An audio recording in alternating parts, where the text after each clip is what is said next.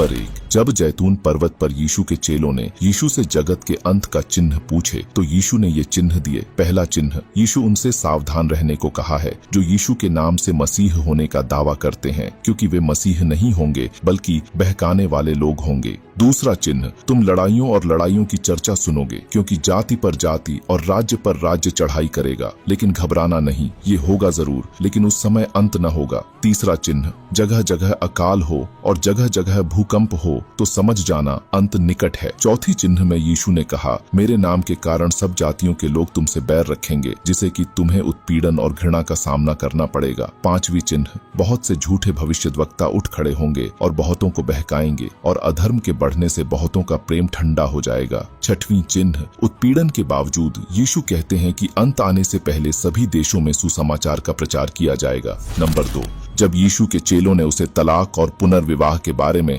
गंभीरता से पूछा तो यीशु अपनी आंखों में दया दिखाते हुए उत्तर दिया, जो कोई अपनी पत्नी को तलाक देकर दूसरी स्त्री से विवाह करता है वह उसके विरुद्ध व्यभिचार करता है, और यदि पत्नी अपने पति को छोड़कर दूसरे से विवाह करे तो वह भी व्यभिचार करती है। नंबर 3, एक दिन यीशु का मुलाकात एक ऐसे आदमी से होता है जो दुष्टात्मा से ग्रस्त था, अंधा और गूंगा था। उस आदमी को चंगा करना किसी के लिए बहुत कठिन था, इसीलिए जब यीशु ने उसको चंगा किया तो हर किसी को खुश होना चाहिए, लेकिन हर कोई खुश नहीं हुए। जब फरीसियों और धार्मिक नेताओं ने यीशु के कार्य को सुने तो वे उसके कार्य पर चकित होने के बजाय वे यीशु पर एक गंभीर आरोप लगाते हैं। वे आरोप लगाते हुए कहे कि यह मनुष्य दुष्टात्माओं के सरदार शैतान की सहायता से दुष्टात्माओं को निकालता है। जब उन्होंने यीशु पर यह आरोप लगाया तब यीशु उनको जवाब देते हुए कहा, जिस किसी राज्य में दरार होती है वह उजड़ जाता है, और जिस नगर में दरार होती है वह भी उजड़ जाता है, और यदि शैतान ही शैतान को निकाले तो वह अपना ही विरोधी हो जाएगा, फिर उसका राज्य कभी बना न रहेगा। नंबर 4, क्या संसार के सृष्टि से पहले यीशु का अस्तित्व था? इसका जवाब हमें यूहन्ना अध्याय 1 वचन 1 से 3 में मिलता है। लिखा हुआ है कि आदि में वचन था और वचन परमेश्वर के साथ था और वचन परमेश्वर था, और सभी चीजें उसके माध्यम से बनाया गया और उसके बिना कुछ भी नहीं बनाया गया। ये वचन ट्रिनिटी के हिस्से के रूप में यीशु के पूर्व अस्तित्व और उनके दिव्यता पर जोर देता है।